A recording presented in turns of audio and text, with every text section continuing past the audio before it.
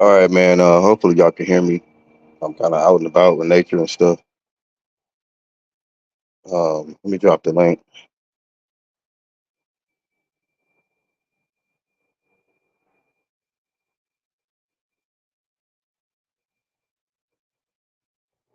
All right, link is dropped right there. So days away from some good fights, man. A good card actually. This weekend, Bud Crawford headlining, taking on Israel Madrimov in a new division. New division for Bud. So we're gonna see what Bud can do. He'll win another world title in a new weight class and get one step closer to his next goal, which was to become three-time undisputed.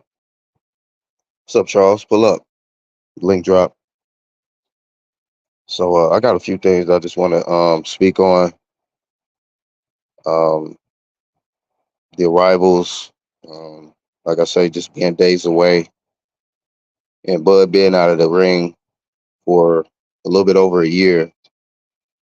Now he gets to get back active. We get to see how he looks at 154. Will the power carry up? Will he still is he still number one pound for pound?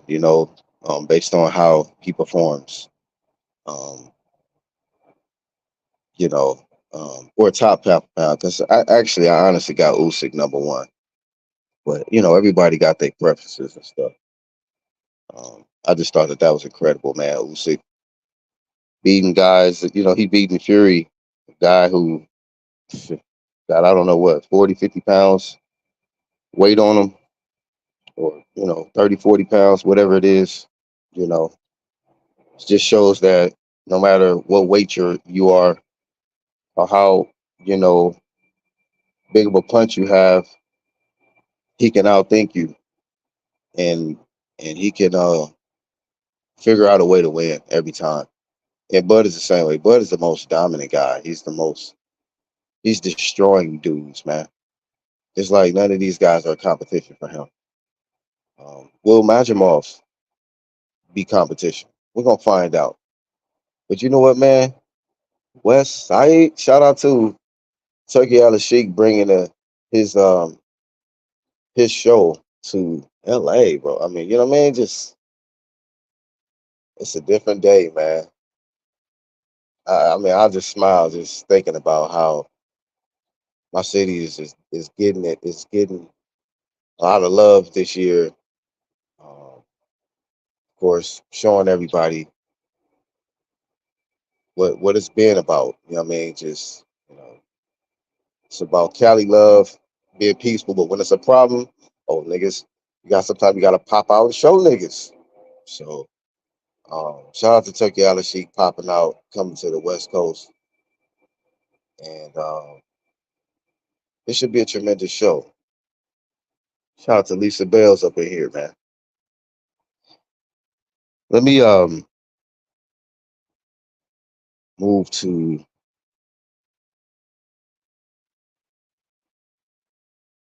a fighter and an actual fight that they say is supposed to be good. Now I've watched the Jared Anderson fight a lot. Appreciate y'all that hit the like button. Oh, we got Raz Cloud too, man. Shout out to Raz Cloud up in here. This They say it's supposed to be a good fight. I've seen Jared Anderson fight quite a bit, and maybe this will be a good fight. But I know Jared Anderson. He's I consider him a pretty elite fighter. I think that he does make some bad mistakes defensively, pulling straight back, stuff like that, with his arms out, getting clipped sometimes with them long hooks, and so I don't know. We have to see. We have to see. But as far as his skills, I think he's one of them. He fights. He don't fight like no heavyweight. He don't fight like the common heavyweight. He fight like somebody who's at a lower weight class. Very skilled. He can fight on. I think going forward on the back foot. He can make adjustments. Um, but yeah, I mean, I have to watch this guy Bakole and see if really he is what a lot of people saying that he is. Because I don't want to count him out without really seeing him. So, but I want to say that I seen, and shout out to the team. I believe it was Lisa that dropped it,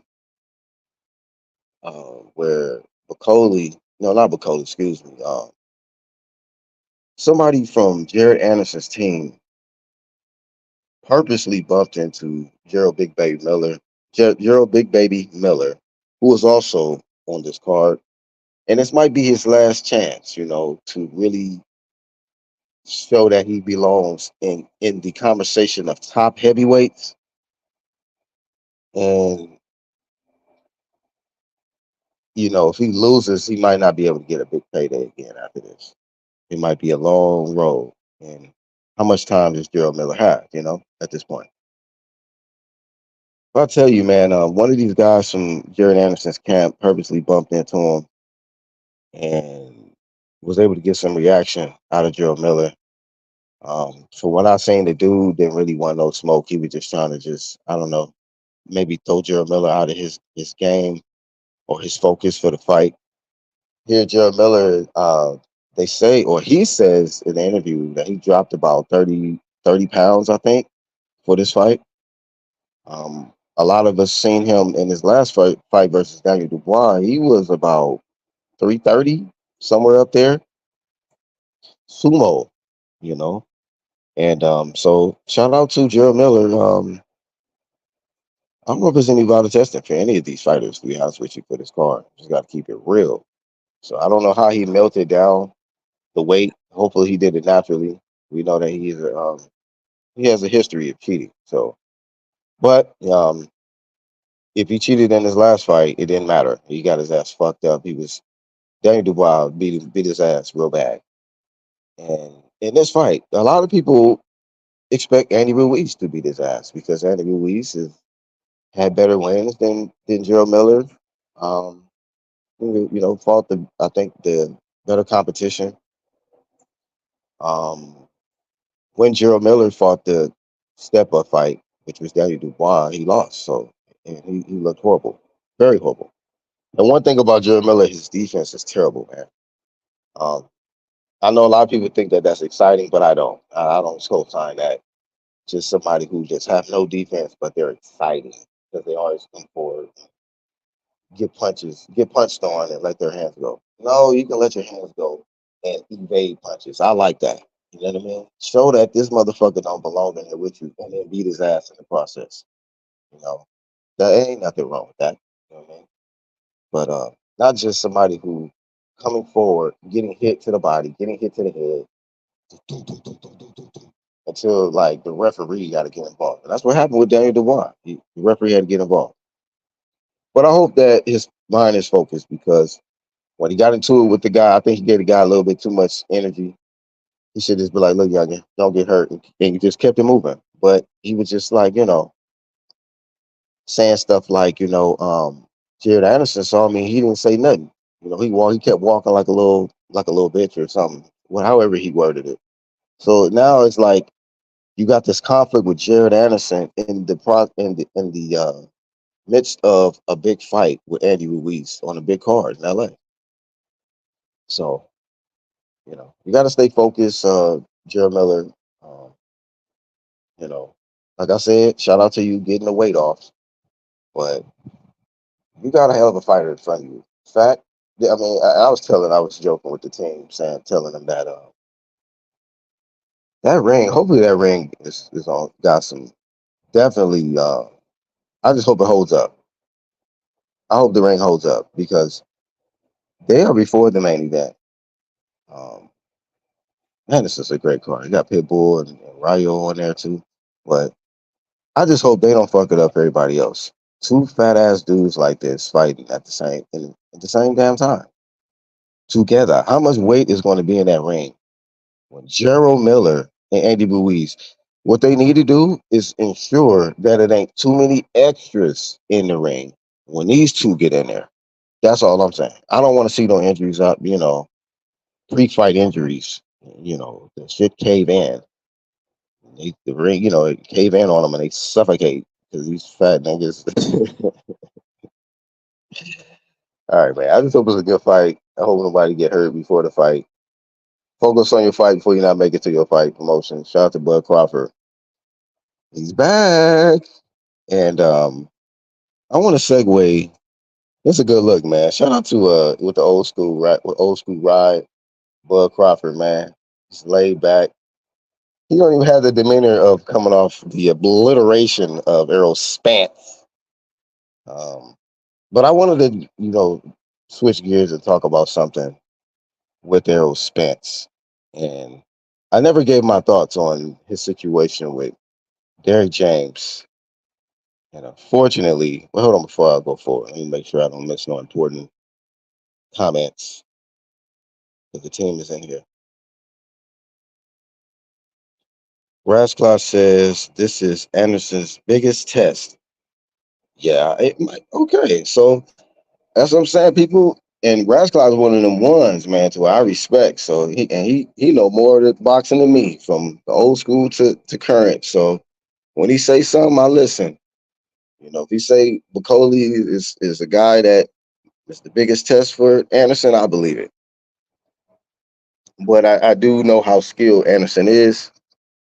I do know his vulnerabilities as well. So maybe Bakole is aware of those vulnerabilities. It's going in there to exploit, expose, and get this young kid out of here because Jared Anderson is cocky. He's a very cocky guy, and you need to be, you got to have that belief in yourself when you're in this sport. You cannot be. Well, I think I am. I hope. No. You better be sure. Fuck the guessing. This is not. So we got to see. This will be. I think if he beats Bakole, I guess the sky will be the limit. He really will get a good name, a big name opponent in his next fight if he's victorious. So I wish him nothing but the best. I have the same vibes with him as I get with Shakur. Like he's very skilled, but they outside of the ring shit. I don't feel them, bro. I don't really mess with them like that. They character, you know. And then interviews I've seen where he say stuff like, "Yeah, man, I just want to get this money, whoop, and then get out the sport." Like it. When I hear big champ shit talk, they more like I want to become undisputed. I want to get the IBF first, and then I want to get the WBA unified. And like they have a plan. I don't see his plan. He just want to get these checks. But these are dangerous fights, man. This is the heavyweight division. You're young, and I don't want to see you get fucked up. Just thinking whatever. I'm gonna go here with Turkey on the sheet, get this bag. But these other dudes is just like, yeah, I'm getting the bag, but I got plans to unify, bro. Become not a Reggie champ, but I want to be a real champ. And you just in my way. You trying to get paid, but you in my way, fam. So, I be looking at stuff like that. You can't be playing no games out here, man. And his energy was a little, I don't know. When they asked him about Jerry Miller, his response was a little, I guess he was sounding confident, but as long as he don't touch me. You got to zesty a little bit. As long as he don't touch me, it don't matter. So, hey, man, just be on point. You creating enemies. You got an opponent that ain't scared of you because this dude, Bakole, one thing I did notice, he walked right up on you, bruh. Belly to belly. He was like, I'm going to be on you. Pause. Anderson started chewing this shit. He was chewing that gum fast, boy. As soon as that boy walked up on it, that gum started going like from 5 miles per hour to like 35. He was like damn, you can chew all the flavor out that gum. So Cody made him, get the chewing. I don't know if it's gonna translate. We're gonna find out. That's the beautiful thing. We are gonna find out if it translates. But speaking of translate, you know, hopefully Gerald Miller, man, makes it competitive. If he lose, hopefully it's competitive though. I want to see Gerald Miller um, at his best. If he's gonna go out on your best. You know, don't go out like looking sloppy. Because that Daniel Dubois fight, that was sloppy. You got your ass kicked. So I don't want to see that again. And that was just bad because he had just converted to Islam. It was just like, I don't know, it was the initiation. Daniel Dubois initiated the shit out your ass, homie. So don't get initiated in this one. And then Andy Ruiz too, with him being inactive, you know. So it might be a good fight, to be honest with you. It might be a good fight. And he's been more active than Ruiz.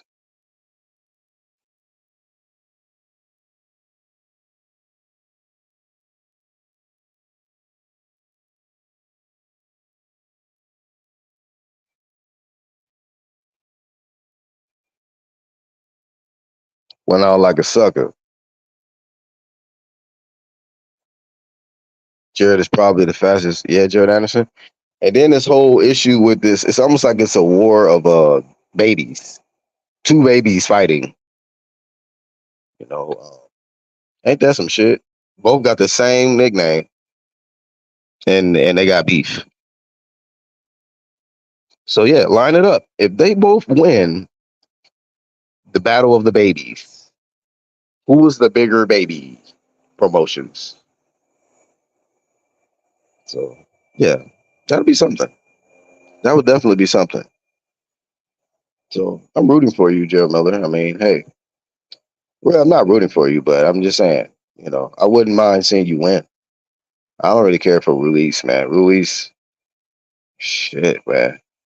We did a whole Flame of Shame segment just dedicated to Ruiz for almost a week, I think. It's like 5 days in a row or something. And we couldn't help it. It was just like, you fat idiot. How the hell did you blow this opportunity, homie? Like, you obliterated AJ in the first fight, and you got in the second fight looking like, what the? I don't know what Ruiz looked like in that second fight, man. He just looked like a mistake. Like he shouldn't even been there. Just embarrassment. He embarrassed a lot of people that night. He didn't embarrass me, but I was embarrassed for the people that was embarrassed. That's all I'm saying. Big Pharmacy punked his ass. Yeah, Big Pharmacy did punk that dude. That shit was stupid. Like, bro, this you didn't have. I was telling Charles, I was like, this dude had no advantage. You stepped to Gerald Miller. You didn't have height advantage, weight advantage, reach advantage, and Jared is a pro. I mean, and Gerald Miller is a pro. Like, what are you thinking about? What are you thinking? And your homies left you by yourself in the lobby. Like, what the hell? Lisa said Bakole can punch but doesn't have the speed. Big shout out to the homie boxing guy, man.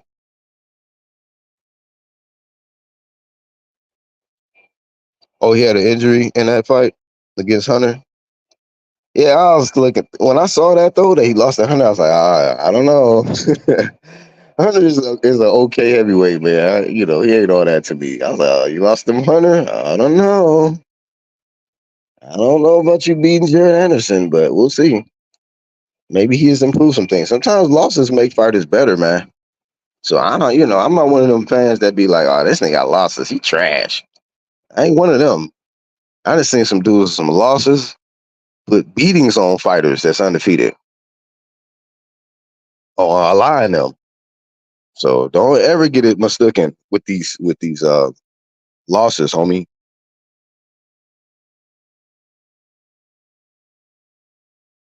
Two fat shit emojis going at it. Right. Oh, see, if he throwing them overhands, he might be able to catch Jared Anderson, Lisa. Tell you, like, see, some of us be watching shit like that. Like, yeah, he be pulling back, hands straight out, and he don't really pull clean out sometimes. Because if you throw them overhands, oop, you can catch him.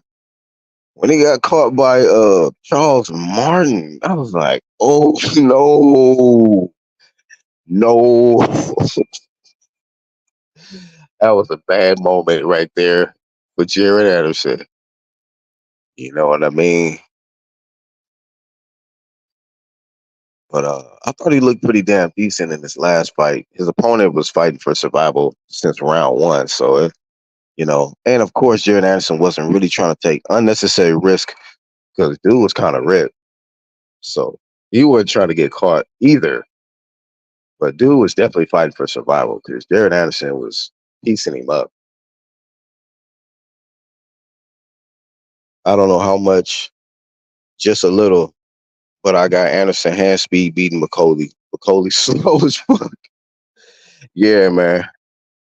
Yeah, that's you already a heavyweight and then you super slow like a Joyce or some shit like that.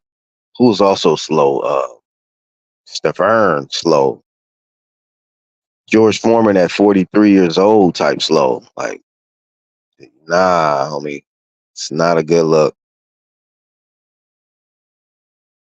Yeah, he ain't gonna never be able to outlive that one right there, man. Crying. He said, I'm 23. Is that what he said? When he was crying in front of Roy Jones? 23. Bakole shit. See, man, these opponents don't be thinking sometimes, bro. I would be using that as a tactic leading into the fight. I'll bring out the phone or something or a tablet and play that scene right there during a press conference on his ass. 23. You crying? You crying? We got here crying? Okay. All right. I'm gonna walk right up on your ass. Watch when I see you.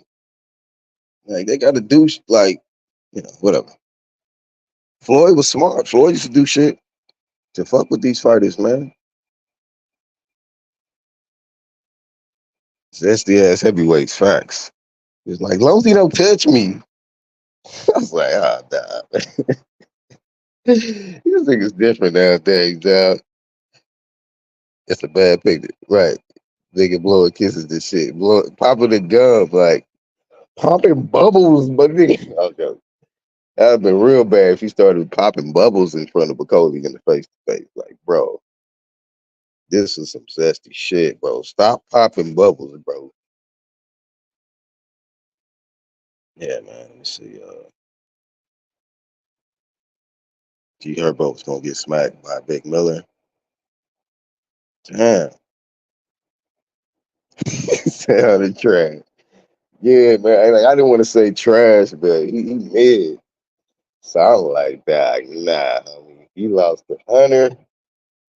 Man, I don't know if you fucking with Anderson if he lost to Hunter, dog.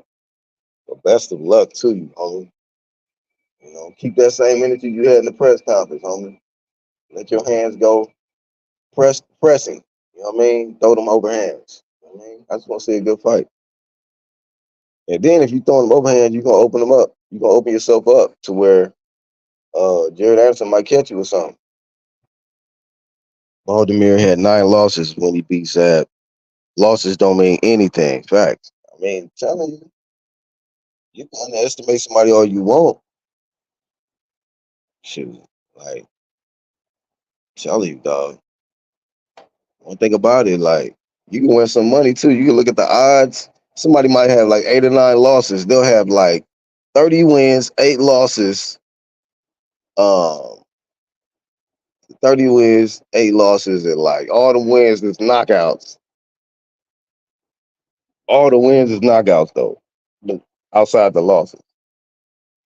And then it'd be an undefeated guy like 6-0 going against a dude or 30 wins, 8 losses. He be like, oh man, he gonna beat this nigga undefeated. Like shit. You might want to sprinkle some on homie with 30 KOs over a dude with only 6 fights. Shit. Sleeping on the dudes with hella KOs and some losses.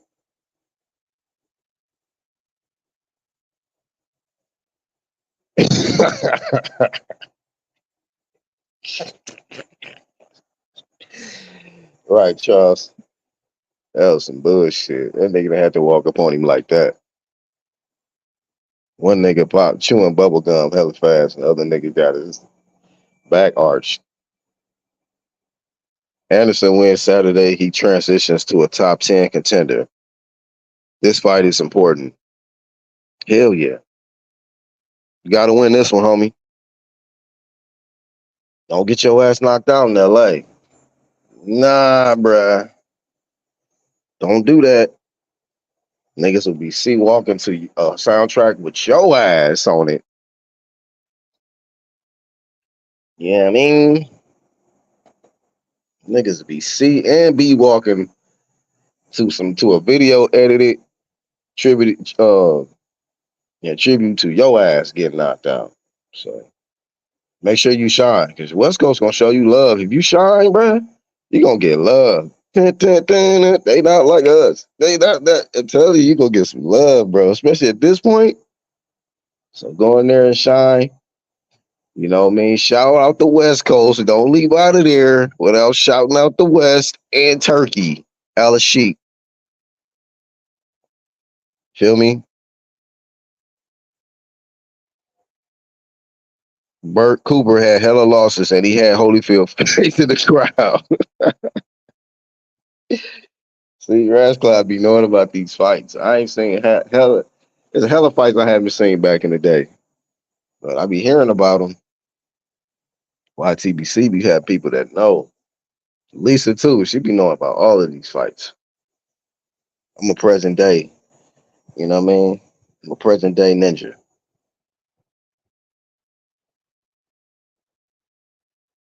Chisora beat the brakes off Joe Joyce, man. I was so proud of Derek Chisora. Man, I was proud of Derek Chisora. And then I'm gonna get back to the Errol Spence shit. I ain't forgot. I was just trying to catch up on comments. Hold on right quick. Let me load this up.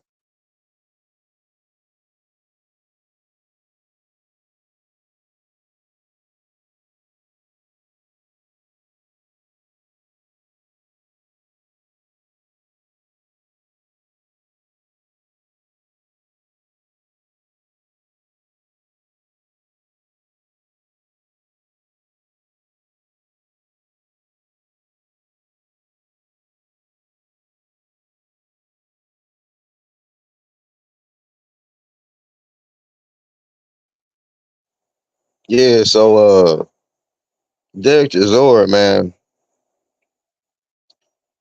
that dude was showing shades of Joe Frazier in there, man, versus Joe Joyce, bro. And I did the video on this shit already to recap, but bruh, Joe Joyce. I was so shocked at the end of the fight how he was happy. Like, yeah, man, that's the kind of fight I like. I needed that. What you needed that? You needed your ass whooped? Is that what? Help me understand this shit, fam. For the last few fights, your ass has been in the air, or you've been on your back like you in labor. This is nothing to be proud about, bro. Like, he's a really good fighter. Oh yeah. Shit, the way he beat your ass, you better say that. He was a really good fighter. Shit. That nigga look like a goddamn elite. He looked elite versus you. Derek Chisora was styling on this man, Joe Joyce. He was, I mean, and then them slow ass punches, and, you know, I'm kind of giving him over credit because Joe Joyce is so fucking slow. Them punches was coming like swoosh, swoosh, swoosh. This nigga was able to see all that shit, duck it, whoop, whoop, whoop, and countering. This man is slow throwing punches. He's slow getting back on defense after he throw his punches. Like, you suck.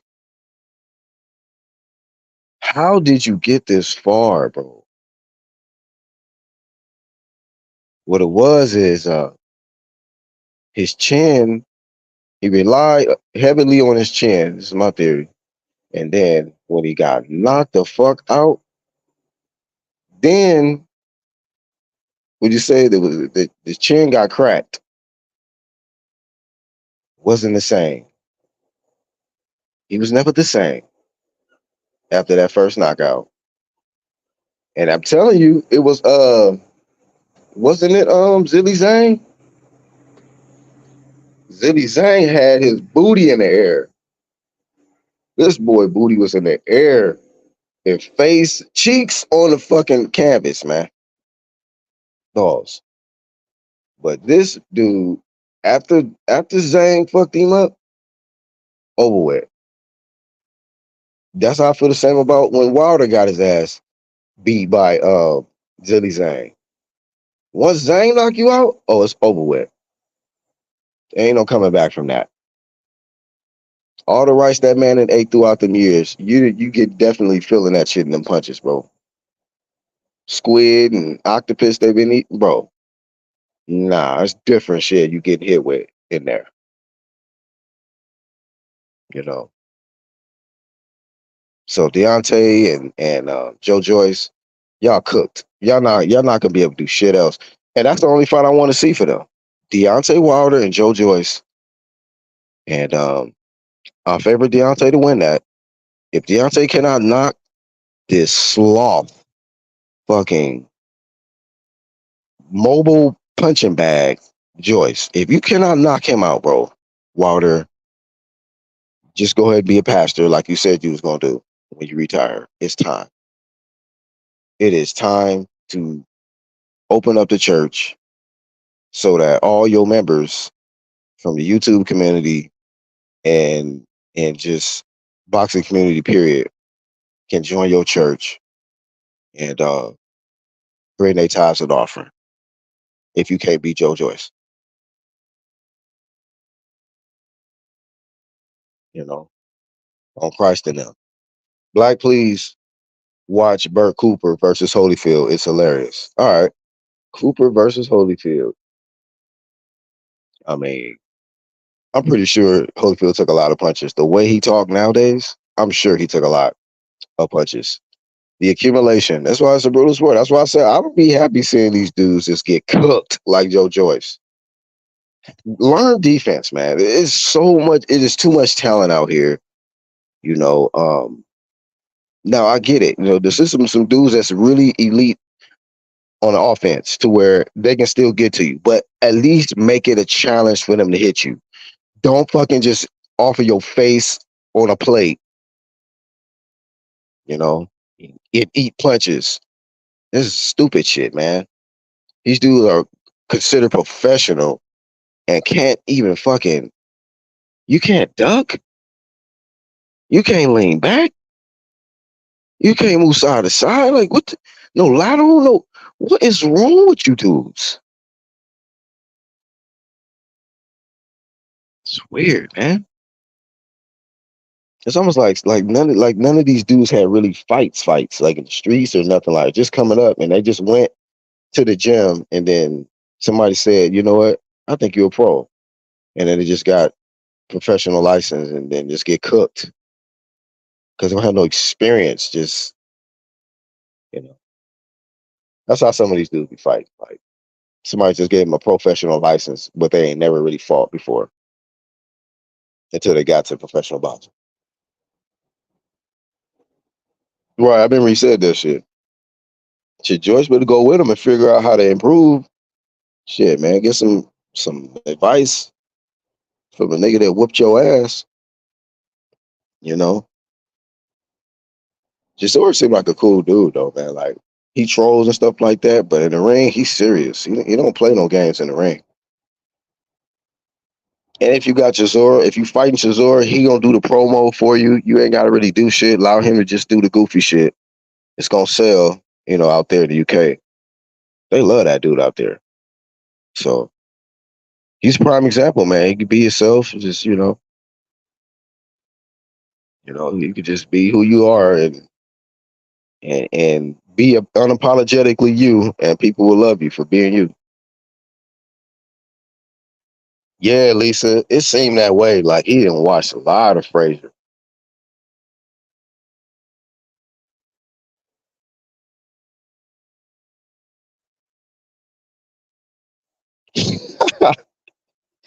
Hell yeah, Foreman hit hard, bro. That shit crazy, bro. That dude hands. I don't know who hands is bigger, his or let's go chap ass nigga. Damn, drawing a blank. Shannon Briggs, Shannon the Cannon. Let's go champ. Cooper had no business at heavyweight. Telling you, dog.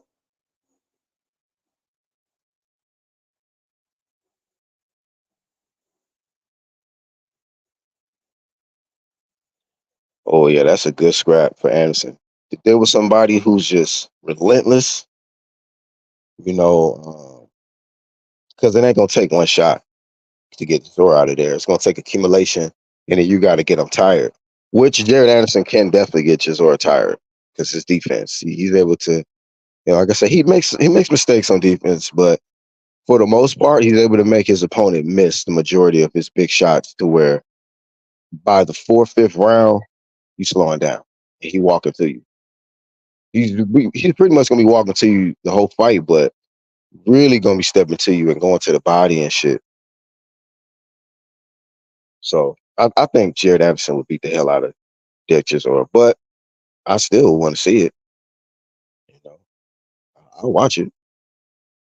But at this point, if Jared Anderson get past this Bakole guy, I think that's a step back. He need to go, shoot, it needs to be a bigger name.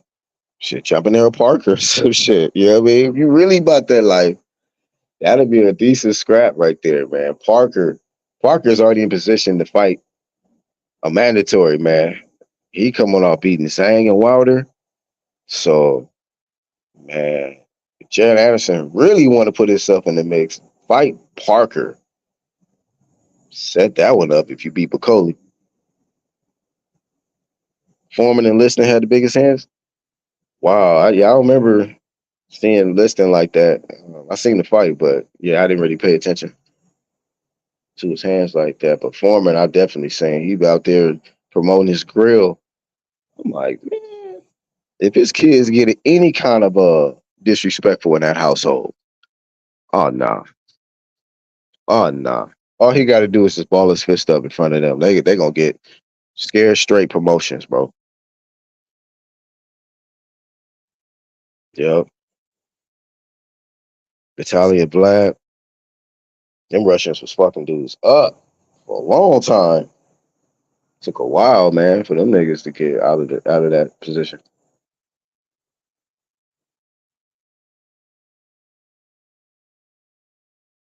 Yeah, that's crazy. Yeah, man. Foreman was a monster, bro. He was just athletic. He was just a monster physically.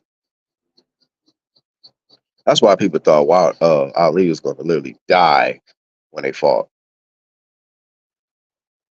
I remember that. I watched the footage of that shit, the build up, the press conferences, and you got him picked, don't you? Ali was mad at that nigga motherfucker Don King. You got him picked. I know you got him. Shit, that motherfucker, man. He proved everybody, all them haters, the doubters wrong. He was looking kind of fucked up about the fight a little bit. He's like, I told you all, listen, the critics to do. You start slurring a little bit. You won, Ali, but I don't know about all this extra talking you're trying to do after the fight George Foreman, fam. You allowed this man to rope a dope. You allowed this man to hit on you while you doing this rope a dope shit. For what was it, 8 rounds? Like, come on, man. Hold on, listen, critics, everybody, America. I told you all. Everybody did. Chill out, Ali. But yeah, man. That is my number one overall best fighter in the world, Ali. That's my guy in boxing, man. Overall, these dudes. A lot of great fighters too in the lower weight classes, but Ali's just different, dude. Young George, yeah, that's what I'm talking about. Young George is a freaking animal. Ali was hitting slow, Foreman with lead rights. Man, like Ali has to right. And that's what I'm saying. Like, we talk about pound for pound. Like, I don't know what the weight advantage Foreman had on Ali. I know it was a lot, you know. Definitely off strength alone, just super at disadvantage. So it's like he went in there and he just used his mind. He said, I'm gonna outthink this dude, and then I'm gonna use my grit and my will and determination to endure everything this man trying to do. Everything he hit me with, I'm gonna reject it. Nope, nope, not accepting that. Nope. And then I'm gonna tell him I don't accept it. I'm gonna tell him it's not enough. Like, you don't get no different than that, bro. Like, you knowing you in there with a guy who can literally kill you with one shot, bro. Like, it was so much you could just sense, like, you like, damn, this is some fear. Y'all got this. It was a lot of fear leading up to that fight. It was such a weird vibe, like, until you got to that Africa and that Ali Boombaye thing start cracking off. Then the momentum shifted. Cause I think Ali was nervous too, but when that Ali Boombaye, I was like, oh shit, oh shit. Then it started raining and all of that. I was like, oh man, Ali had spirits with him. Knocked Frazier smooth into the air. Oh yeah, he beat the hell out of Joe Frazier. Historical fight. Shout out to Iron Kong. What's up, Iron Kong? We all here. Ali versus Foreman is my all-time favorite heavyweight fight. That fight is so it's just it was so much drama surrounding that fight. The risk Ali took, you know, getting in there, risking it all. And like Ali fought for a purpose. He was getting money, but it was like that's what set him apart from a lot of other people. Like there's no substance in him. There's no purpose. Like a lot of people want to put Ali and excuse me, Floyd and stuff like that. But it's like, what does he fight for? What, money? Like, yeah, everybody in there is fighting for money. It's a poor man's sport. Everybody trying to get it. But at the same time, like, what's the bigger purpose of why you fight? What are you trying to get across? You know what I mean? And Ali always had something to say when he won. I mean, even to this day, I will go back and look at some of his interviews and just listen to the wisdom that come out of this man. Even though he didn't been in hellacious heavyweight fights, you know. And I just felt like that was the soul of Ali. Like, I'm gonna get all this out, to the people before my decline, my health decline. And he got it out. So that man was just a great, I rather see Ali fight, get his hand raised, and have something that I can take from what in his interviews, rather than see somebody look great like a Floyd, go to interviews. Like I said before, I'm just truly, truly blessed. I'm just truly, truly blessed. Like I said before, hard work, dedication, prayers, belief, and a good thing. Hard work is what? Hard work is what? Like I said before, I still have checks that I have not even cashed yet. Like, all right, whatever, man. Come on, dog. Just enough is enough, bro. I don't want to keep dealing with this shit. What you think about like the poverty in Chicago? Like, well, like I said before, you know, um, everything I did in my career, it was not given to me. They kept me in the dark. Like I said before, nobody ever did anything. Just shut up, goofy. Floyd is a goofy. Ali is a great. Floyd is a great fighter. Ali is a great mind and a great fighter. It's a difference. Levels to the shit.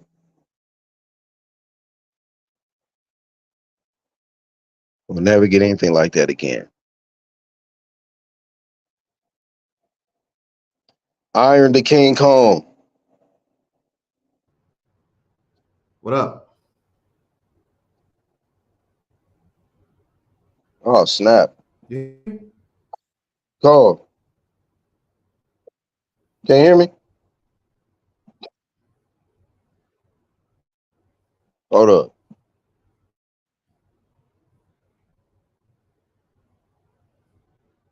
The hell going? Hello?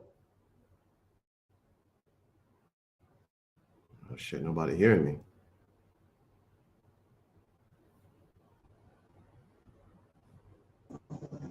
Hey, can you hear me? Can you hear me? Yeah, I'm hearing you, bro. What's up?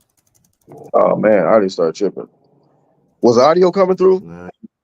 You breaking up. Maybe it's me got your shit breaking up then. Still breaking up?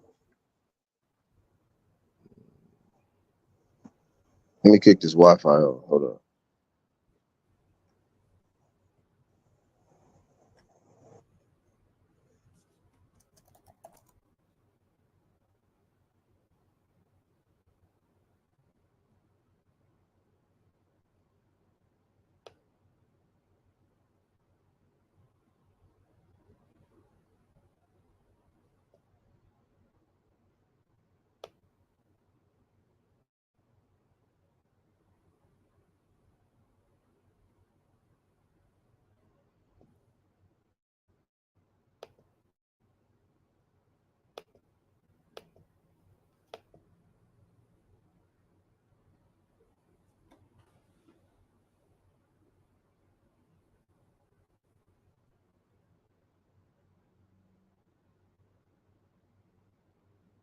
Hey, y'all hearing me in the chat?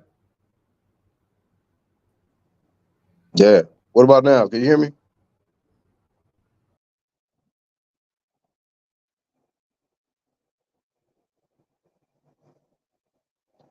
Kong, I don't think Kong can hear me. Hopefully y'all hear me in the live chat. Hey, let me know in the chat if y'all can hear the audio coming through or if it's glitchy.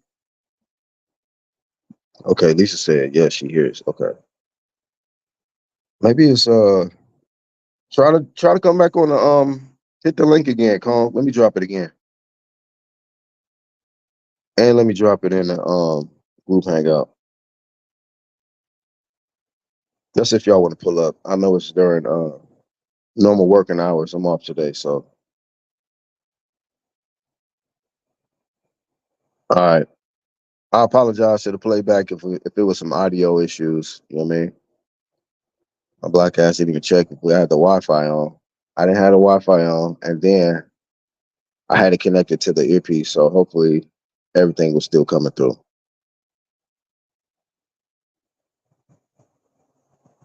All right. Well, shout out to Iron Kong and St. Kitts. Hopefully the audio situation, I mean the internet situation get resolved.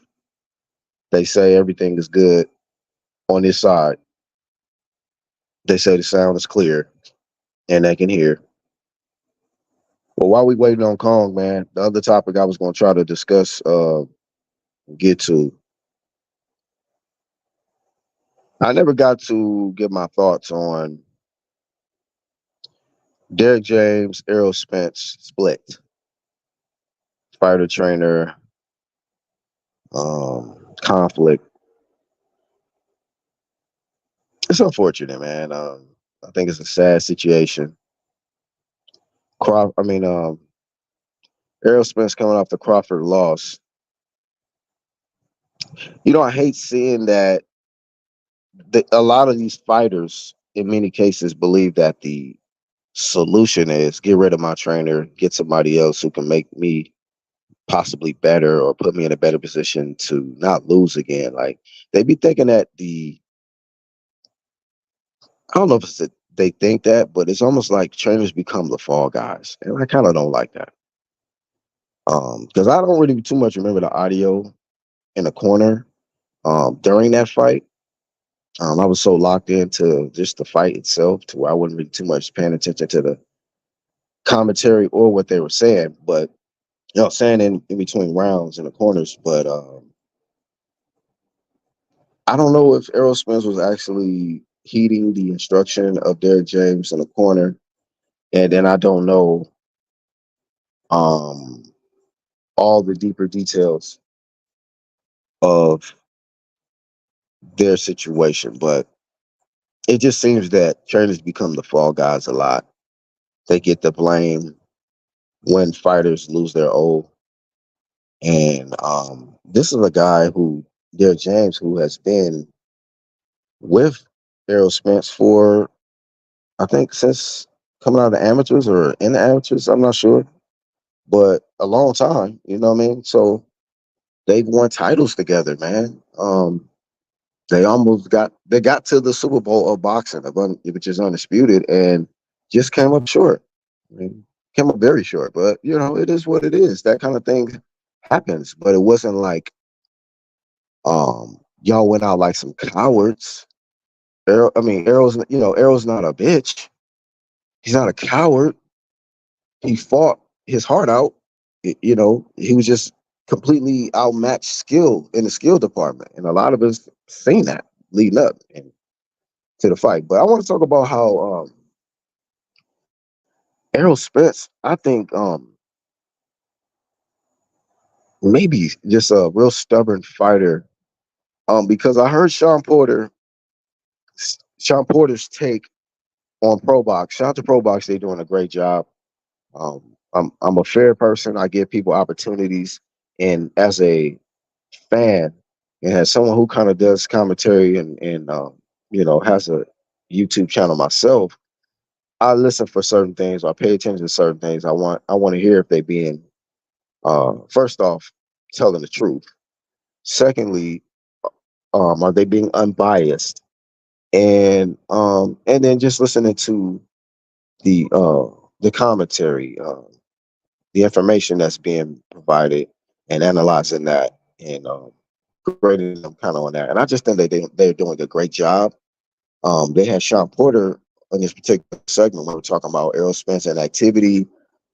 I think I don't know if he dropped out of the Sebastian Fedora fight or if they just postponed the date, but he's been very, very inactive since he's been out of the ring since what, June of last year, if I'm not mistaken.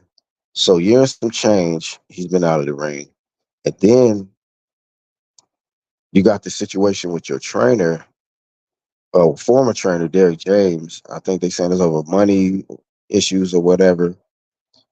And but then it's just like, who are you gonna go to next? Like, this guy, Derek James, knows you. He knows your style. He know how you fight. He know what certain things to do to bring the best, or bring the best out of Errol Spence that we know of. 'Cause it's not like Errol Spence is not a good fighter. He's a good fighter. He just fought a pound for pound fighter, and it's just levels. But you know, it's just like, where do you go from here? And it's like, why do fighters keep doing that? Like, they keep ditching trainers when they lose and do this blame shit. We see Deontay Wilder, um, you know, do that shit with his trainer. Damn, I don't know why I'm drawing a blank on his trainer. Damn. Uh, but and, you know, Deontay Wilder disrespected his trainer, when really it was his fault. And we seen that, what, 4 or 5 fights after that, it was his fault. You know, you want to blame your trainer, you know, for stopping a fight because you don't know how to fight good. Like, you know, get out of here with that shit, man. You know, Errol Spence was making horrible mistakes in that ring versus Crawford, one of the most sharpest, vicious counterpunchers in the game. You know, and that's Derek James' fault. Derek James don't deserve to get all the money that he deserves because you got your ass whooped. And then, like, where's the loyalty? Where is the loyalty? You win together, you lose together. Like, that's what a team is. People love to say this team stuff, but you win together, you lose together, right? How come nowadays when dudes lose, now it's my team's fault? It's your fault. So I need to go somewhere else where I can win. You see that in basketball. You know, a lot of these, and it's a sign of weakness to me. You know what I mean? Like, in a lot of cases, it's a sign of weakness because it's like, we lost, man. Get this. I'm taking my talents to. Over here, shoot, I'm sick of it. I'm sick of losing. Y'all losing. Y'all lost together. You know. So hate to bring up the one that y'all think is super great, like LeBron or whatever. He was getting cooked. Yeah, he was able to collaborate with some other all stars and shit. He tried to do some, other stuff or whatever, collaborate some all stars, but he was still getting cooked. You know what I mean? As a team, yeah, you still great individually, but you still getting cooked on teams, bro. Don't come to LA and you get cooked, bro. Barely make the playoffs and get cooked immediately first round. Like, get out of here, bro. So, dudes got to just ride with your team, man. You know, it's much more difficult to try to start something new with a new trainer with chemistry and the different things, with drink mitts and all this old extra stuff. When like, oh, I know Derek James, he gonna have me doing this and this and this and this. When I'm acting like I don't want to do it, he know how to say certain things to get me triggered. So I just show up in the gym and put in the work. And this guy, Derek James, been with Spence through the thick and the thin, through it all, man.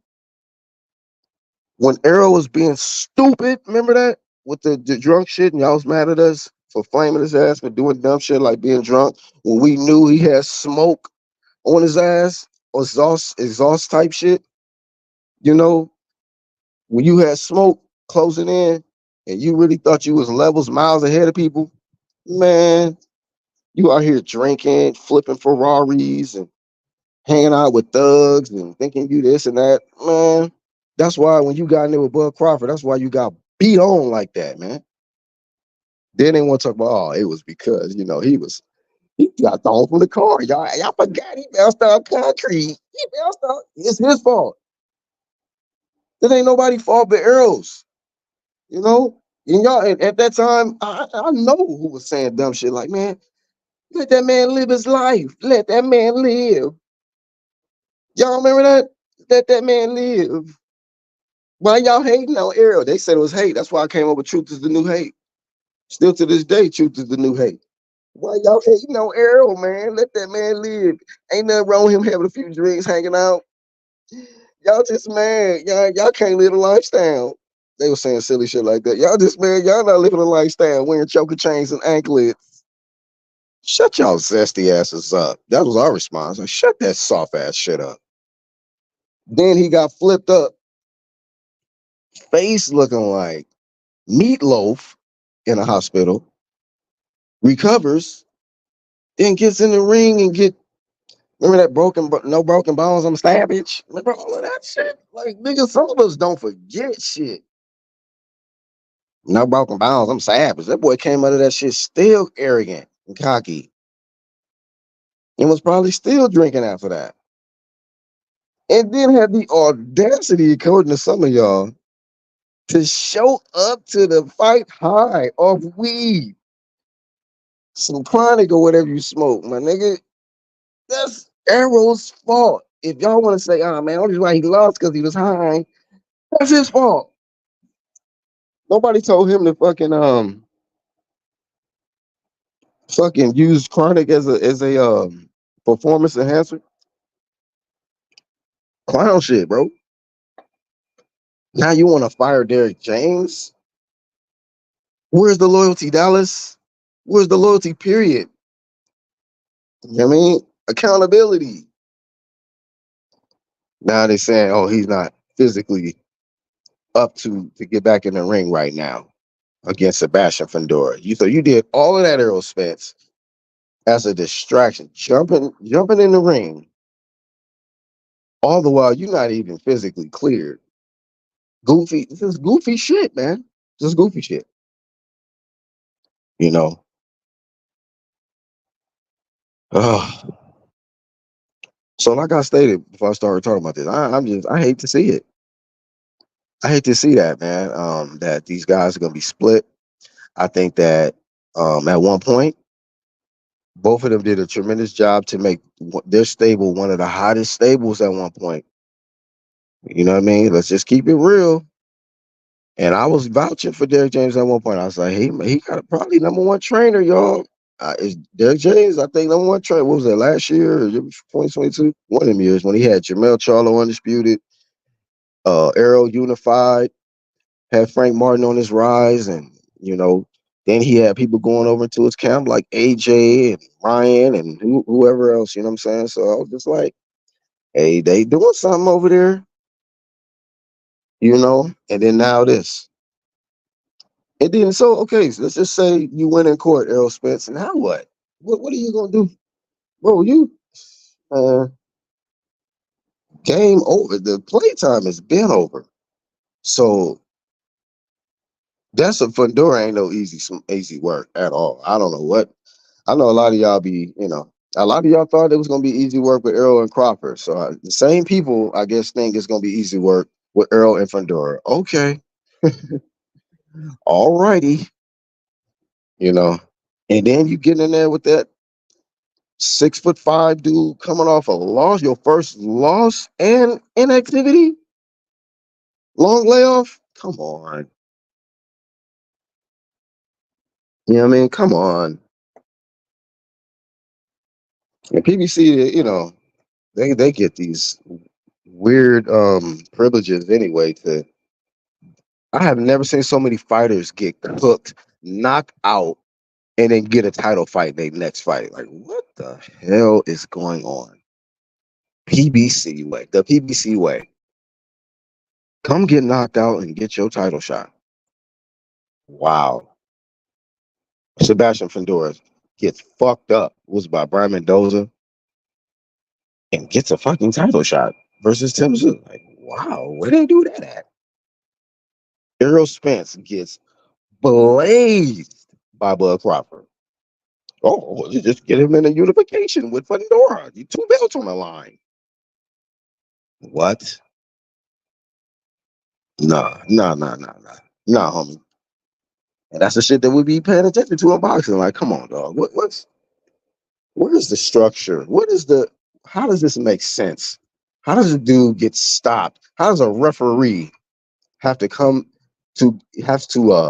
intervene to save a fighter, and he immediately gets a unification uh reward in his next fight in the next higher weight class?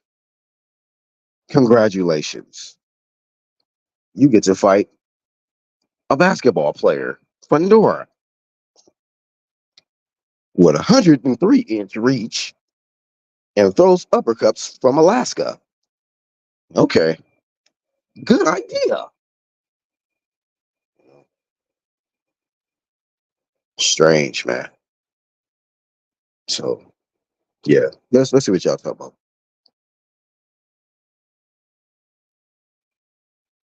Derrick James asking for more money.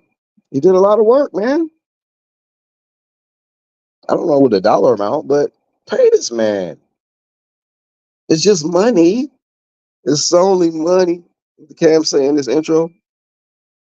It's only money. Derrick James was asking for more than 10%. Give him 15. Hit that lane, bro. Breather. Okay, yeah. I was drawing a blank with Deontay Wilder trainer. Breather. Shout out to Charles. Contract is 10%, but if they more than co-workers, Spence could shoot him more bread. Facts. They both lost as a team. What happened to that, man? I was down for my team, dog. I play sports, so I guess I don't know. Maybe other people don't understand that, but nah, homie. I felt I needed my team. My team needed me. We all played our role. So if it's in boxing and somebody just wear that just hit the mitts, or what I'm saying, blow the whistle when they run in the track, or massaging chest muscles like Leonard Ellaby do or some shit. Hey man, maybe it worked for Floyd. Maybe that loosened Floyd up back in the day. So pay them for their role, and it is a team effort. Now, I don't encourage niggas massaging most, chest muscles and shit. So let's make that clear. I don't even understand how you go from massaging chest muscles to CEO. Where they do that at? But anyway, Rascal say Spence a scumbag for driving drunk. Could have hurt someone else too. Right. But we're hating. When we say shit like that, we're hating. Y'all just mad you ain't able to drive a Ferrari and flip that shit and bounce out concrete. Yeah, I am so upset. I'm jealous of that.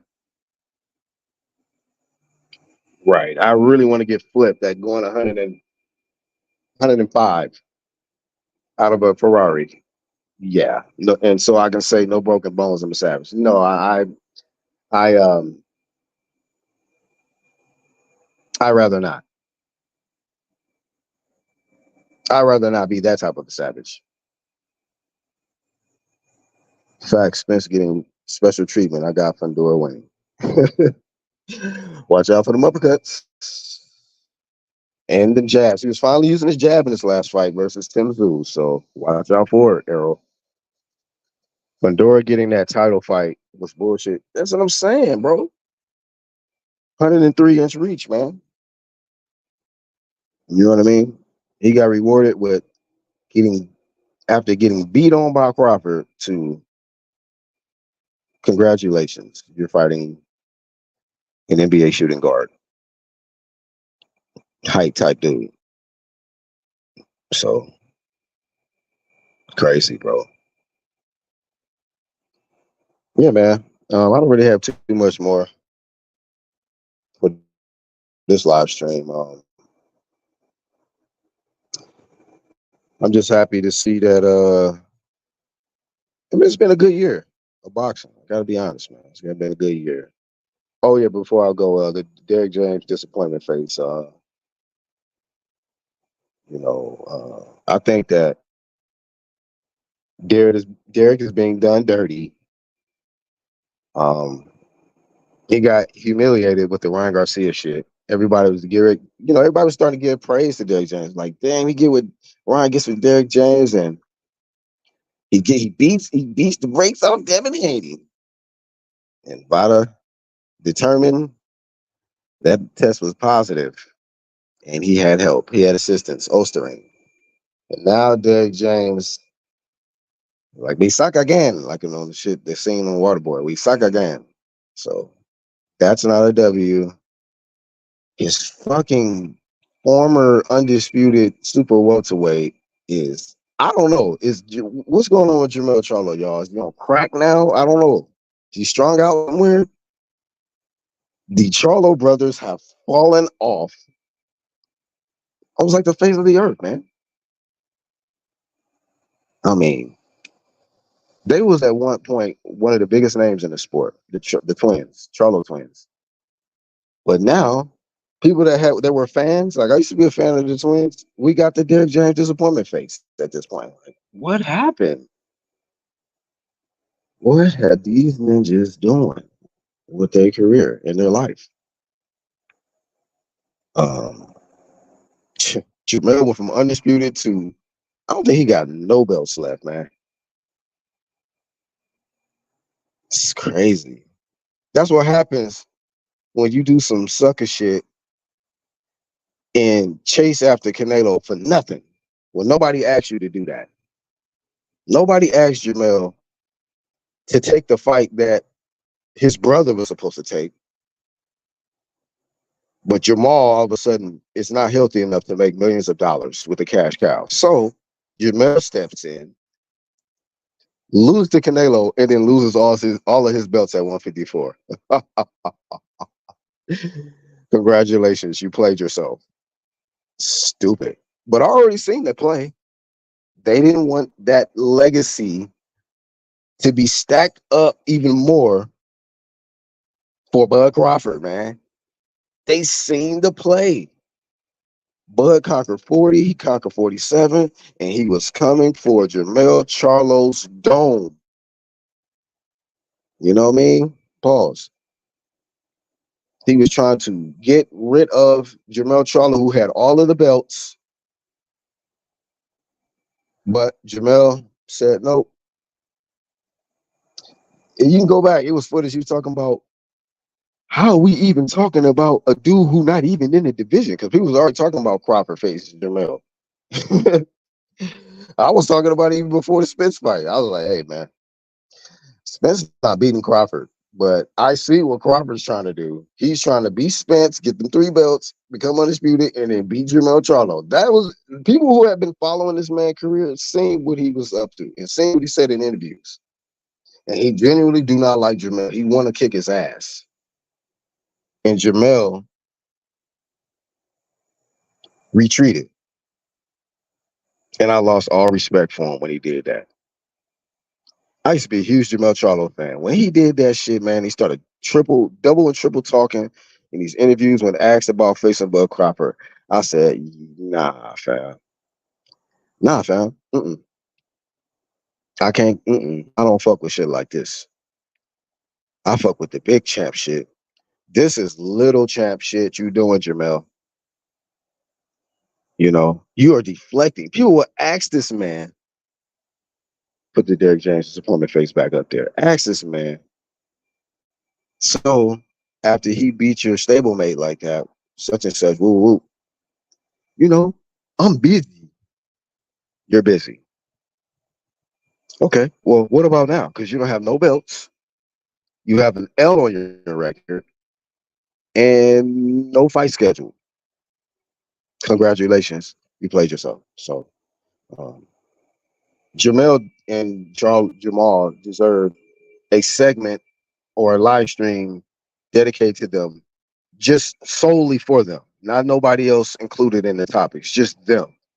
Because I could do 3 hours of cooking them on the fall from the top.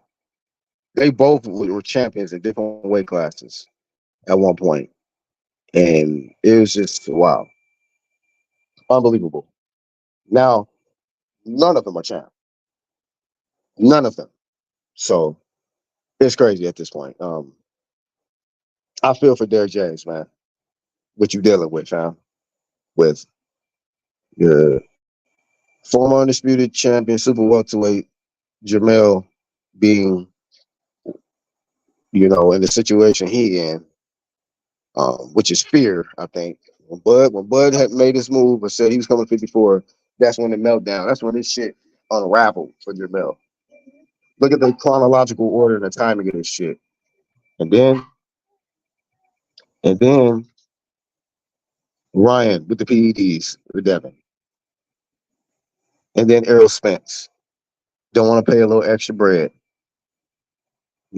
This man helped get you to the Super Bowl, bruh. The hell? Who gonna help you fight Sebastian? Who? Who are you gonna get? Errol Spence to help you fight Sebastian Fundora or to rematch Bud? Yeah, man. No further questions. No further comments on that. You know what I mean? Gary got his hands full with Ryan. Just been a rough year, man.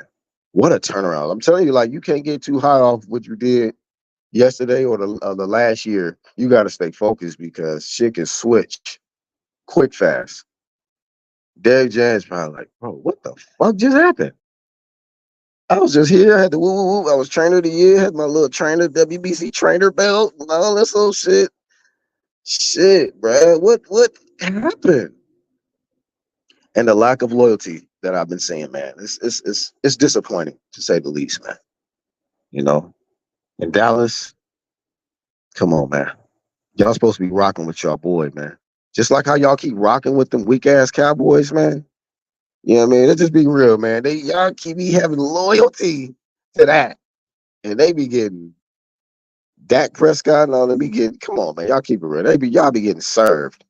My team Steelers be getting served too. But I'm just saying. But I'm loyal. I don't switch. I stick with my team. Errol Spence was the team for Dallas. We seen the energy for these last 5, 6 years, 7 years with this Errol Spence scrap season stuff. Now, where have you guys gone? Where is this energy? Where is this shark energy shit that y'all was on? This big shark, big fish. We smoke bud and all of those. Where happened, man? Y'all have just where is the loyalty? That's my point. That's all I'm trying to say, man. They said they're coming back a couple of days ago. Wow, they did. Well, if they are coming back, Lisa, I don't want to see Jamal back unless he's fighting Plant. And if Jamel's coming back, I don't want to see him coming back unless he's fighting Crawford. Or fighting to get a belt back and then unify with Crawford. Enough's enough, man. No more clown shit with the Charlos, man. I don't think the fans have the tolerance or the patience for it at this point. Shout out to the homie Champ Ross, who got the prediction league. Y'all check him out. Matter of fact, before we get out of here, man, drop the email, man, for people to get involved with the prediction league. You know, if you got room for it, because you may not want no extra people. So that's on you, family. But shout out to Champ.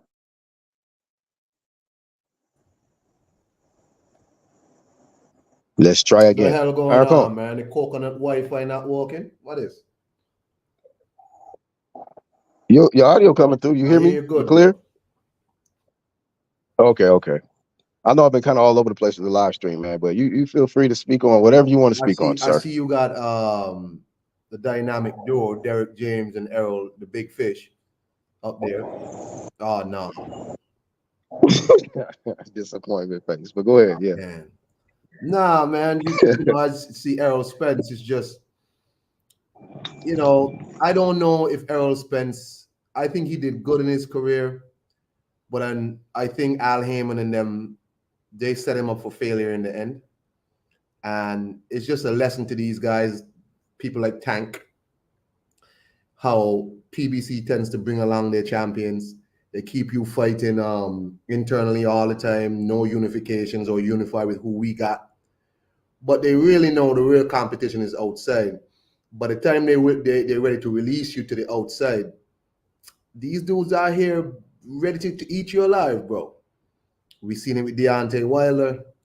We've seen it with people like Errol Spence. As soon as they let you go, let you free, you're in trouble. And I just want these people, these PBC guys, to understand that it's a big world of boxing out there, man. And the people are here waiting on you, and PBC can't protect you forever. Errol Spence didn't want no tune-up. Oh, I'm a savage. I don't need no tune-ups, man. I'm gonna beat Danny Garcia ass. I don't need no tune-up. And as soon as he stepped outside the PBC stable, what happened to him? Cook. Exactly. But Errol Spence is also a lesson to these young people that you can't live a double life.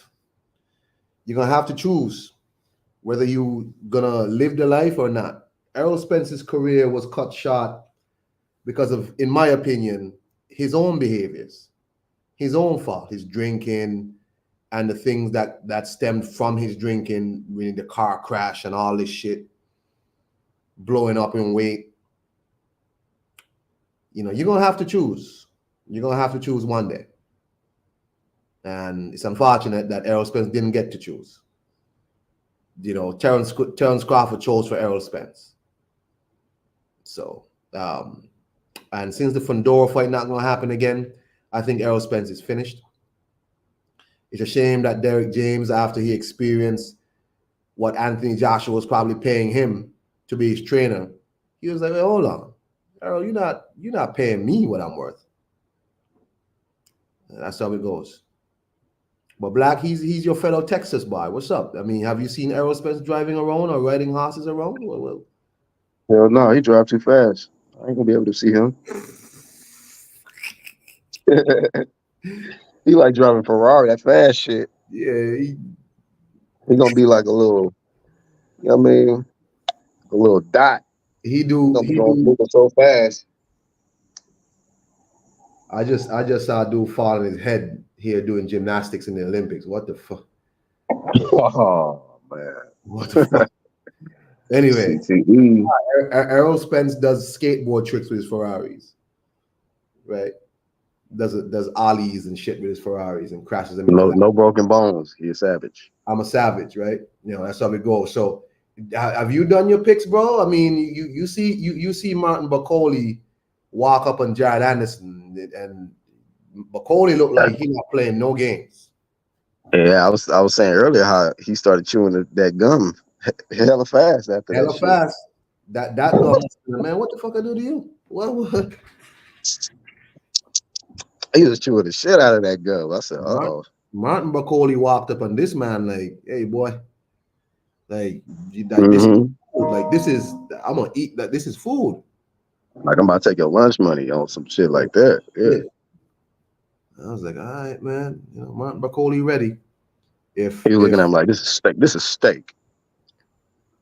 All I'm saying to Jared Anderson is, you better have a game plan for Martin Bakole, because Bakole not a special fighter. He's flat-footed, but he's a big dude. And he's real strong. So you're gonna have to be really ready for this guy. Like, it's not a joke. So yeah. He beat Tony Yoka until Tony Yoka now fights in. Tony Yoka had a fight the other day in some kind of a hall that had like 100 people in there. That man gone. Tony Yoka has gone all the way to the bottom of boxing promotions, like to the absolute bottom. Like he a prospect again. Triple prospect OG. He fought on Dillian White's brother's boxing promotion or some shit. Fought against some guy who looked like he should be like washing your cars or vacuuming. Oh wow. And like when he won the fight, right? He didn't even knock the guy out. The referee stopped the fight, and this dude was jumping around and screaming. Like I'm like, Tony Yoka crazy. Crazy. What's your thoughts on Derek Ward Chisora, man? I think styling on Joe Joyce. I think both people need to retire. That was awful. It looked like both people were in molasses fighting. That fight was slow as hell. Both people looked tired as hell. And I was saying in the back chat, like, Derek Chisora needs to end the fight by the 4th round, because he usually gasses out. He did gas out. The problem was, he looked awful in them last 3 rounds. I was terrible, like, oh man, it's terrible, bro. The problem is Joe Joyce is so slow, so finished, that he couldn't even capitalize on a man who looked like he was on. Derek Chisora looked like you had to have the oxygen mask waiting for him. He looked terrible. Facts. Big facts. Like, he looked terrible, sagging into the ropes. But Joyce is just so bad. Remember people like, man, Joe Joyce would beat up everybody. He beat up Wilder. He beat up. I know, bro. Man, all he got to do is walk through the punches, man. That man can't be knocked out. And I keep telling people, it wasn't Zhang that finished Joe Joyce. Even though he beat Joseph Parker, go back and watch the fight. The punches Joseph Parker was catching Joe Joyce with, those punches, in my opinion, cracked Joe Joyce's chin. Because now he getting dropped by, like, that punch that Derek Chisora hit him with. Wait a minute. He did beat Parker, huh? Right, but look at the punches that Parker was catching him with. But I'm just shocked that he even got that win over Parker. Like, now that I'm thinking about it, that's crazy. That was his last big win. That was it. That's his best win for sure. The damage it was a wrap after that. The damage he took in that fight, that was it. Like, he couldn't take punches no more after that. Look at what happened after. Look at how bad he looked since that fight. Terrible. He fought this dude Cash Ali and looked like shit. He's fighting Derek. I heard he looked like trash in that fight. He looked like trash. So it wasn't Zhang that finished Joe. It was Joseph Parker. Joseph Parker lost, but he effed Joe Joyce's career up. And the dumb fans in the UK, because they didn't like Anthony Joshua no more, was like, man, we love Joe Joyce now. Don't worry about him. Just keep walking 2 punches, Joe. And Joe really believed that juggernaut shit. Like he really believed he was Cain Marco with the gem of Sitarak, and he could walk through any punch, take no kind of damage, nothing. He really believed his chin was yo. Yeah, granted. The sad So shit is, if he had beat Derek Chisora, Chisora would have retired. The problem is now, Chisora gonna want to fight again. He said he got 2 more fights, which means that's big problem. he gonna fight. He gonna take more damage. He gonna take more damage. Joe Joyce should have ended Derek Chisora's career that night, but because of Joe Joyce, Derek Chisora is at risk of more CTE. So they asked Eddie Hearn, would you promote the Dillian White versus Derek Chisora? He was like, hell no. I don't want Derek Chisora fighting. Oh, you said no? He said, no, he's not promoting that fight. No, he's like, why the fuck? He's like, nah, I don't want Derek to fight me. Like, he keeps saying he don't really want Derek to keep fighting. He's okay, yeah. He's good. Like, I mean, he won the fight, and in my opinion, Derek should take this and walk away. I don't know if he wants to stack more money, but man. No, I think he should just step away. Like, matter of fact, he's kind of kind of good. Like if you put him like maybe on a podcast or help him do like have him do like co-commentary, some form of analyst for the UK networks or something. Like I feel like there's a role for him, seem like a fun dude, like to have around. I think he would do well as like a podcaster, just talking shit. But yeah. Derek, when he starts talking, he'll say something that's gonna be like, okay, you've gone too far. Yeah, but I'm saying that's what's going on nowadays. They having them edgy podcasts, like people that just say crazy shit. Like you can't say nothing crazier than a Charleston White or Jaguar. Yeah, that's true. Baby. That's true. So how much bad shit can he say? Like he can't say some shit worse than Cat Williams. Like you know what I mean? Let him talk. Let him cook. Lisa asked why hasn't Fisher put Joe Joyce on a Saudi card? What do you think that is? Oh yeah, because they wouldn't dare put him on no 5 versus 5 or no, hell nah. But who's he gonna fight? Like the tournaments that they be doing? I think Joyce. I think if he had won this fight, see, Frank Warren was trying to bring Joe Joyce back around, right? Cash Ali. So these were fights that he was supposed to beat Derek Chisora. He was supposed to lose that fight. He was supposed to beat Derek Chisora and then continue on. But you can't put this man on no Saudi card to fight who? I would like him to fight that big Russian dude, Makhmudov, who Caballero beat the fuck out of. Both of them big and slow and terrible. You talking about for Joyce? Yeah. Nah, Deontay. Come on, Black. No, that's the fight I want to see. Like I don't want to see Joe Joyce come back unless he fight Deontay. That's it. That's the only fight that I think makes sense. They both been getting their ass kicked a lot lately. They both need a win that is going to put them back in the conversation of putting them with higher level fighters. Like they both need a win. So they both coming off back-to-back losses, right? I think Joe Joyce. Yeah. No, Joe Joyce won his last fight. Oh, he did have. Yeah, what's that guy? You said Cash, right? He beat Cash. Yeah, him. Yeah, I missed that one. So, but they both coming off bad losses. So, I don't know. But you don't like that fight?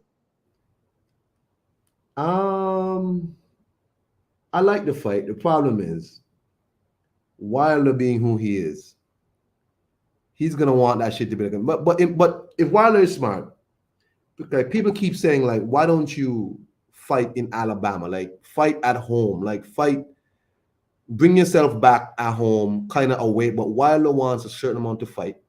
He's gonna want his $20 million and all this shit to fight. The problem is he can't do that back in Alabama. Wilder is not interested in boxing no more. He's just interested in getting money. Wilder versus Joyce is not no pay-per-view. It's not no big money fight. That would have to be a regular ass heavyweight fight, and Wilder don't think he a regular ass heavyweight. Wilder is a regular dude. Like as you said, both these guys, that shit need to be like it needs to be an undercard, but if it's an undercard, it would have to be like the opening fight of the undercard. Like if it's a 4-fight main card, but like it'll have to be like the first fight to open the main card. Because these two dudes ain't shit right now. And Wilder not gonna have that, Black. But if Wilder's smart, he called Jojo and said, look, man, we kind of need each other, bring you down here to Alabama, and let's do a fight down here in Alabama. But I think if Wilder loses in Alabama, they might push that statue down. Oh, shoot the shit out of the motherfucking statue, man. Be all kind of bullet holes in that statue. No, I'm joking. Now they might still leave it up, man. I don't know what kind of love he get out there in Alabama. You know what I mean? But shoot, I don't know. He never had a fight out there, huh? Or at least I haven't heard. No. He did fight in Alabama, and this is why. Him and Eddie Hearn fell out. I mean, you know, Eddie talks a lot of shit. So Eddie was like, this dude didn't even sell out in Alabama. He didn't sell out. He fought Hoppers down there. He didn't sell out. Like people didn't come up. Like he didn't sell it out. You said he didn't sell it out? Nope. Damn. That's why people was like, you can't even sell out at home. Like, how are you asking for 50-50 from AJ and you can't sell out from home at home? You can't sell out where you're from. Yeah, that's awful. Hey, you know. So, but like you said, he don't think he a regular dude. He think he think he a king, shit, whatever. He don't think he a regular heavyweight, so he's not gonna bring himself back down to fight not on pay-per-view.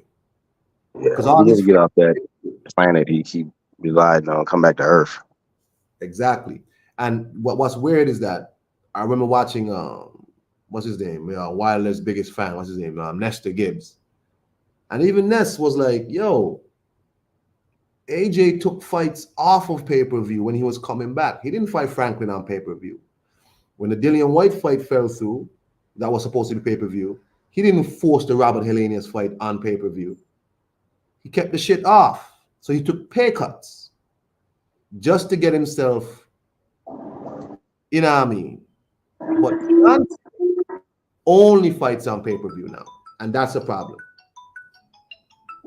One second. For sure. Hey man, that's ironkong26. Cooking. Y'all rocking with the UGC. Yours truly, Black Horseman Promotions. Shout out to everybody that's been rocking with us in a live chat. You know what I mean? How about we take a quick little break and then we'll do a little wrap up. Wrap it up and then but if anybody else still want to come through and cook before we go, you can. I will drop the links once more. But let's take a quick break. I got the dope moves. You got what? I got stupid juice. I bust a stupid move. Hey, why don't you go wait in the kitchen? You want something to drink? Outside with her for a Coke or something, okay?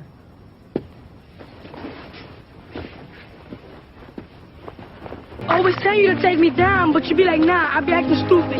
Man, you the stupid one. I be busting a dope move. I'm kicking it live, homie. Kicking the stupid dope moves. I'm making all this dope, B. I got so much cash, it ain't funny, man. I'm getting lost, B.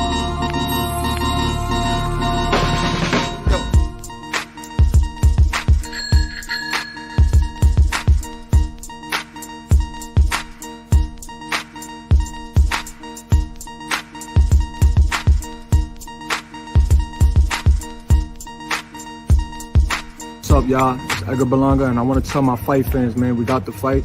Berlanga versus Canelo, live September 14th in Las Vegas on pay-per-view. And for y'all fucking haters, man, y'all gonna eat your words. And don't sleep on me, because y'all gonna be sleeping for a very long time, man. Knockout season, fireworks. You know how we coming. Big New York.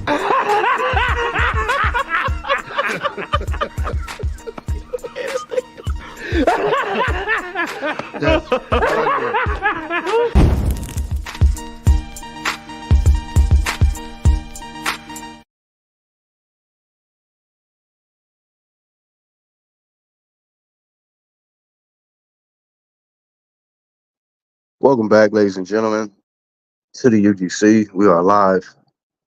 Quick little bottle or nada segment. Shout out to the ones that have been VADA testing. I was on the website earlier today. I'm trying to think off the top of my head. People that actually were VADA tested and passed their VADA test. That's one thing about the VADA website. They'll update and tell you who actually used VADA testing and who passed. Artem and Shakur Stevenson, shout out to both of them being clean athletes. You know, being subjected to random blood and urine testing, and not ducking testing, through VADA. And a lot of us already know VADA has more on their ban list than any other testing organization. So when people choose VADA, that lets me know, like, oh, they really with that clean work, and that I can't put them in a cheating conversation. So I do got Shakur on the screen because I was going to speak on something, but I do want to say shout out to the ones that are being VADA tested. I'm trying to think. Oh, recently Jesse Bam Bam Rodriguez and Estrada. Shout out to them, man. Clean athletes. Getting in that ring. Navarrete as well. His last fight. Shout out to him. Being a clean athlete. Of course, Devin Haney for his last fight. He was a clean athlete. His opponent wasn't. Off the top of my head, I'm trying to think. Oh, Ramla Ali and her opponent, who she lost to. Shout out to them. Despite the result, they actually were still clean athletes. They didn't cut no corners. They didn't take no shortcuts.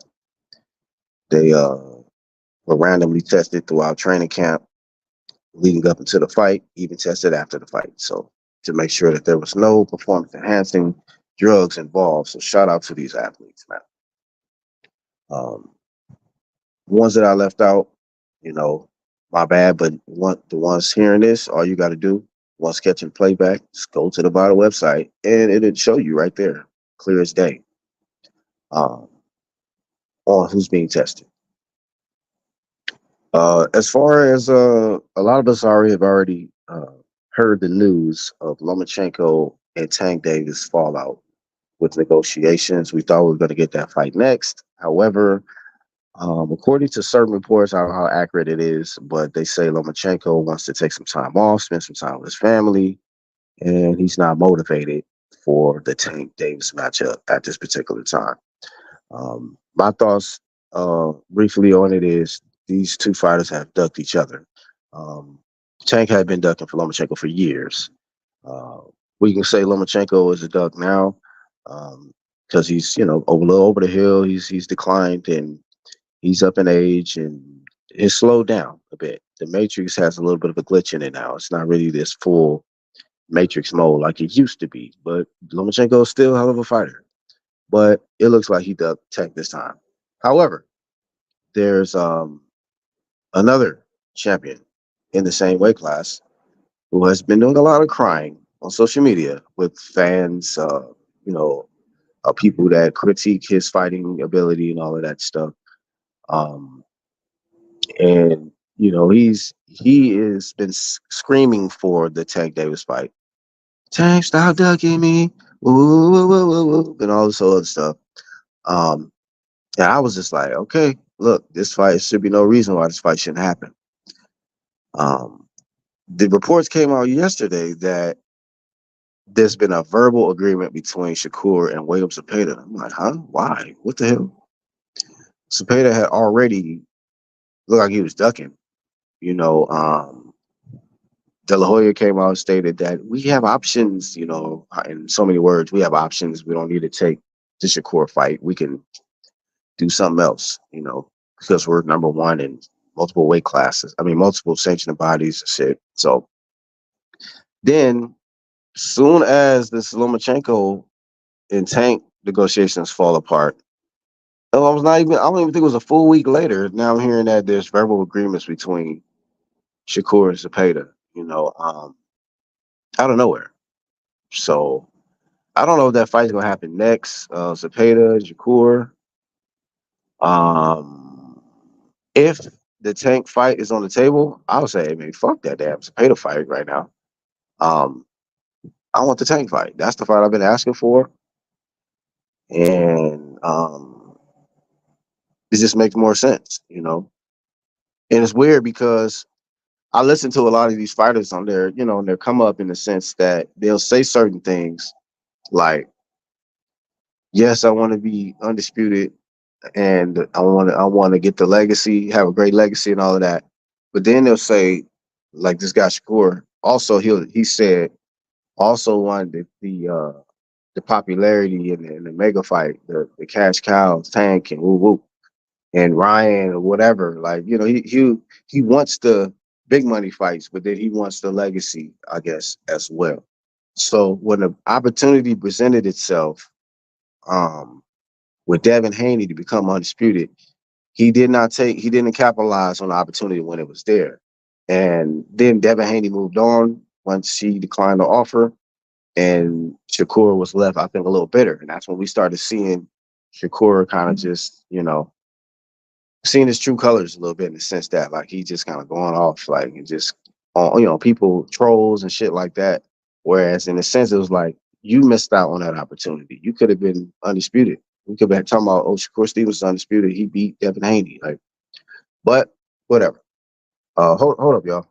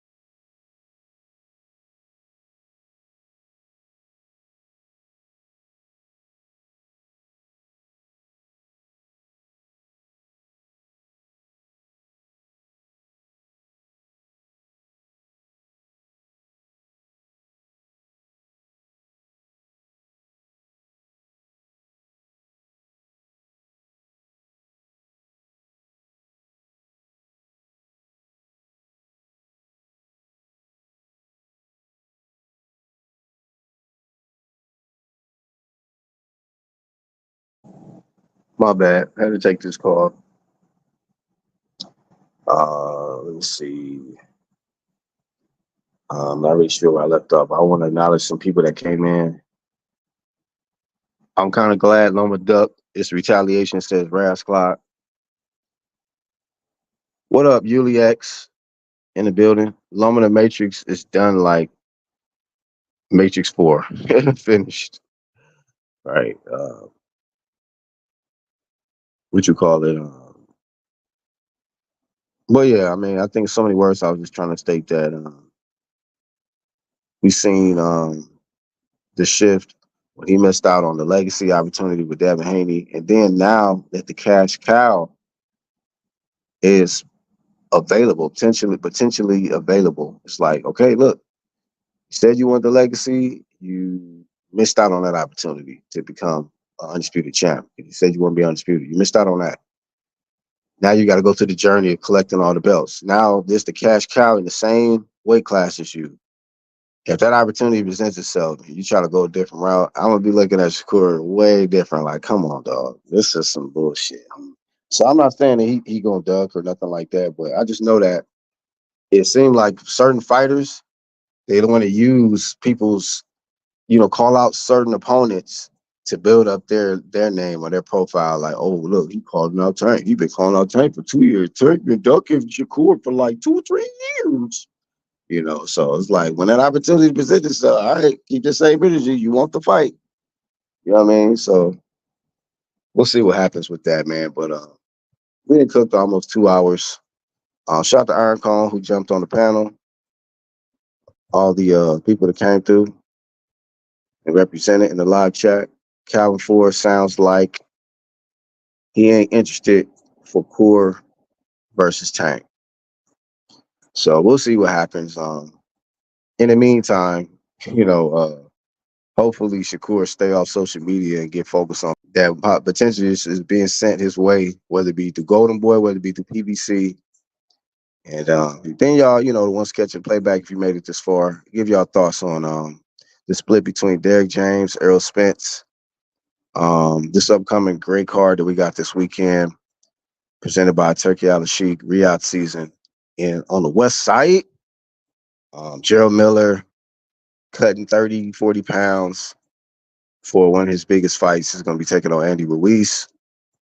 You got Jared Anderson, Bakole, Martin Bakole, also on that undercard. And a lot of people say this is the biggest test for Jared Anderson. So best of luck to both of these guys. And then also your thoughts on Joe Joyce and Derek Chisora. Should one of them retire? Should both of them retire? Should they both still continue fighting? And who do you want to see them in the ring with? Whatever question you want to address in the comment section, you know, feel free. But I'm your host, the Black Horseman. We don't do too many live streams, but for the most part, when we do, man, you know, we try to catch up on certain topics and get y'all involved, man.